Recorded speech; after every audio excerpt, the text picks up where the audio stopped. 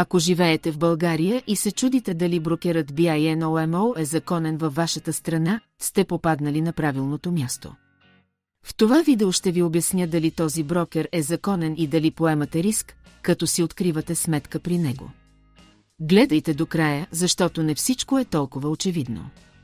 Нека преминем към същността. Ако отидете на уебсайта на BINOMO и се опитате да отворите сметка, ще видите съобщение, че брокерът не е достъпен във вашата страна. Можете да опитате да използвате VPN услуга, за да отворите сметка, но не препоръчвам това решение, защото няма да можете да теглите пари. Всеки брокер изисква проверка на сметката, преди да одобри тегляне. Проверката се състои в потвърждаване на самоличността ви и адреса на пребиваване. Ако брокерът установи, че използвате VPN, сметката ви може да бъде блокирана и всички средства в нея да бъдат конфискувани. Ето защо ви предлагам да намерите друг брокер, който приема клиенти от вашата държава.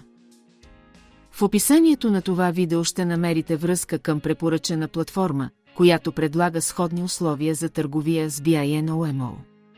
Брокерът, който препоръчвам, има чудесна платформа за търговия, широк набор от активи и минимален депозит от само $10. Една от най-интересните характеристики, която отличава тази платформа от BINOMO, е възможността за копиране на търговци. Всичко, което трябва да направите, е да направите депозит и след това да изберете търговеца, който искате да копирате. Имате пълен поглед върху историята на търговията, така че можете да вземете информирано решение. Можете да откриете безплатна демосметка и ако го направите от връзката в описанието, ще получите 50% бонус върху първия си депозит. Тази оферта е ограничена във времето. Надявам се, че това видео е било полезно. Харесайте това видео и оставете абонамент, за да сте в крак с новините от света на финансите.